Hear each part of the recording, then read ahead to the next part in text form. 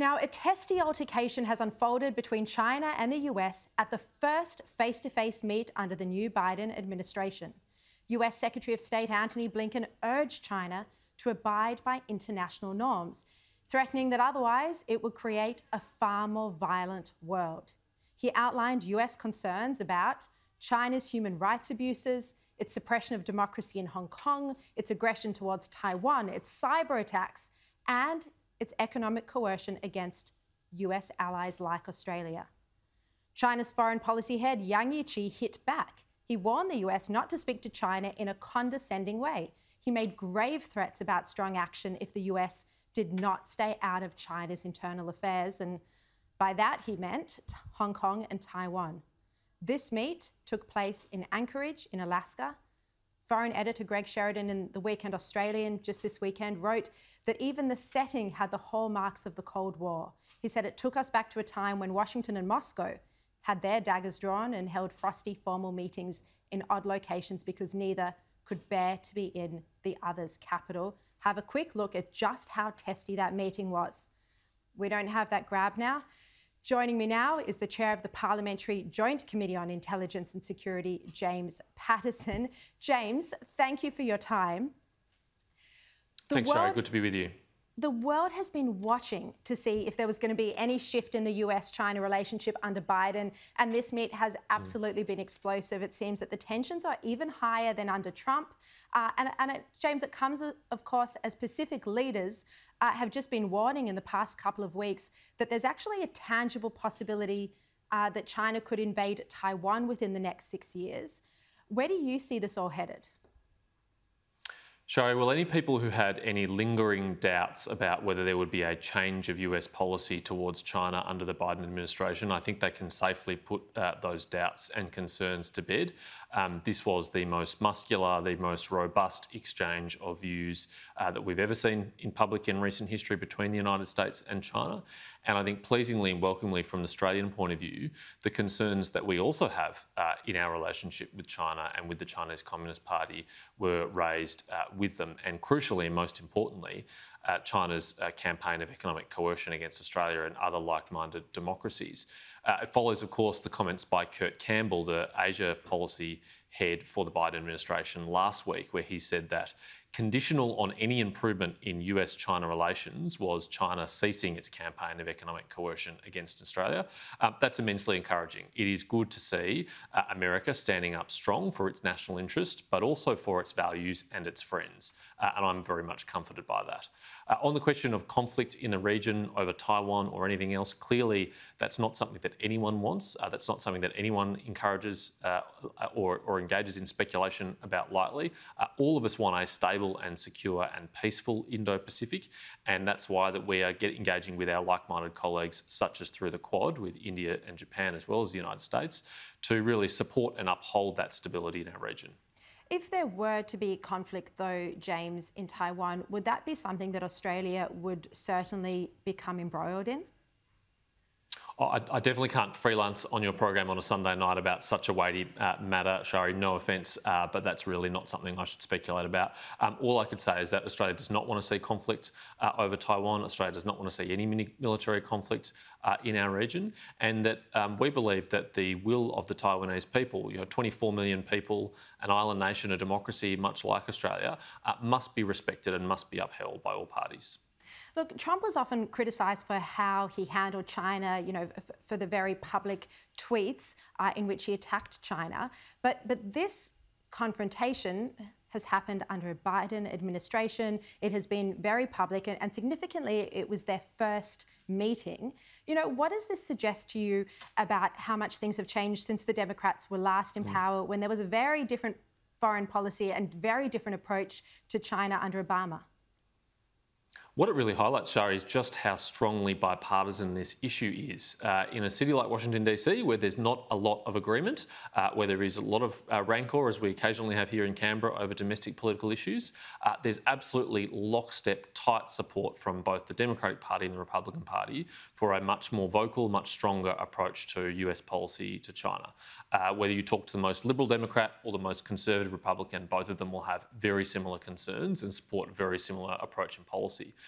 And so the fact that the Biden administration has continued that from the Trump administration shows how bipartisan it is, how stable it is, and how it's not changing anytime soon.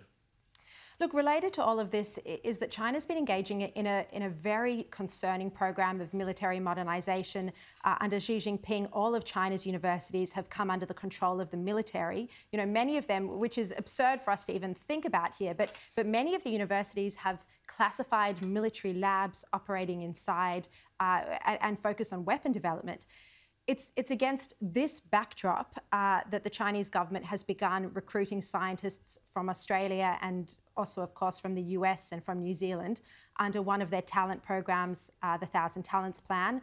And under it, China actually ends up owning and patenting the research, even if it's been developed in Australia, even if it's been funded by our government, by our taxpayers effectively through the Australian Research Council, and in fields that are, you know, that should be concerning. Drone development, aerial drone formation, computing, robotics, AI. You know, many of these areas have a dual application to warfare. James, as you know, because I interviewed you as part of the reporting, I did a big investigation into all of this in the Australian last year, where I revealed that our academics, our Australian academics, had been recruited under this Chinese government program. And I think it's really important to make it clear here that their intentions and motivations might be and probably are completely innocent. You know, they're just interested in international collaboration and research funding. But the point is that this research now comes under the Chinese military, and it's often, you know, has a dual use application. Like I said, it can be used for warfare development. James, you've now been chairing an Intelligence Committee inquiry this week into these very issues, and I've got to say I've spoken to many people about your performance this week, and they say you've done an extraordinary job, laser-like, prosecutorial style. They even said you were a force to be reckoned with. Have a quick look. You know, it seems very clearly to me that the timeline is in August last year, Sharri Markson reported in The Australian the name of 32 researchers who may be involved in 1,000 Talents program, and at the end of the year, a decision was made for 5 of them to not proceed, 18 of them to be referred. That was the thing that changed, wasn't it? That report.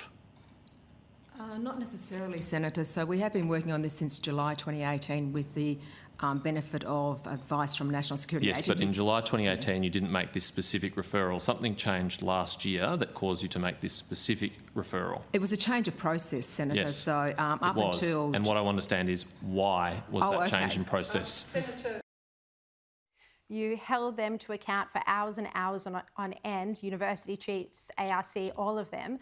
What did you see were the main issues with Australian research funding that need to be dealt with? Well, Sharri, funnily enough, it was part of your reporting in August last year that the former chair of the Intelligence Committee and I called for an inquiry into foreign interference in Australian universities. The Prime Minister and the government agreed and subsequently referred that inquiry to the committee. And then when Andrew Hastie was promoted to the ministry, I was given the task of chairing this inquiry in that committee.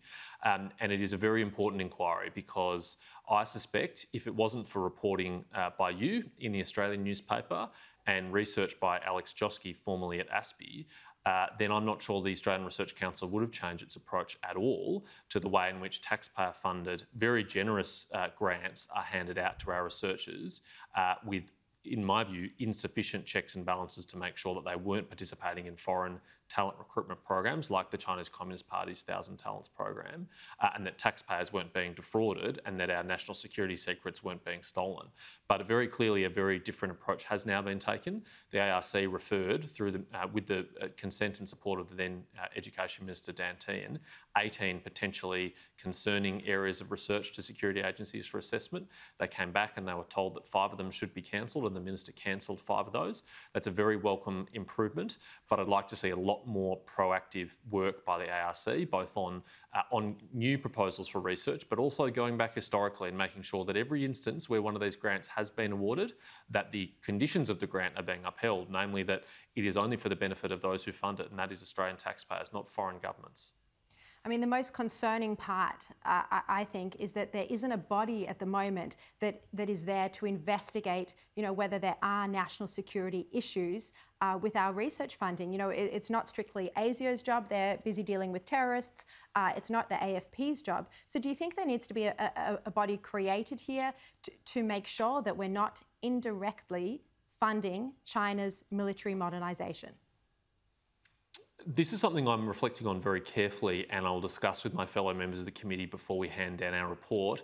There are a couple of existing mechanisms, for example, the University Foreign Interference Task Force, which is a new task force which was established 3 years ago to coordinate between security agencies and universities to bring them up to speed with the dangers that we face in this very changed geopolitical environment from even 5 years ago. And that has had some early and important successes, but I suspect we're going to need to extend those kind of processes and make sure that they're even more robust, make sure that responsibility is really clear, and make sure that all arms of government, whether it's the Research Council or the NHMRC, the Medical Research Council, all these other funding bodies that are involved, really do understand the geopolitical environment we're now operating in, the national security risks that we face, and that very robust checks and balances are taking place. It's not good enough, as it might have once been, to simply ask academics to volunteer whether or not they're a participant in one of these programs. I think some real investigation needs to happen to make sure that they're being honest, because the Thousands and Talents program now coaches its participants to hide it from their own home institutions, and that's a really worrying change. It is so concerning. And I remember when I did the reporting, when we first reached out to some of the universities, they said they had no Thousand Talent participants, and then we were able to go back and say, well, there's evidence that these academics have been recruited by the Chinese government to this program, and this is all the work they've painted in China. So I think you're right. It's an area that's very opaque, and there's not a lot of transparency. James Patterson, thank you for your time on a Sunday evening, and look forward to speaking to you again soon. Thank you, Sharri.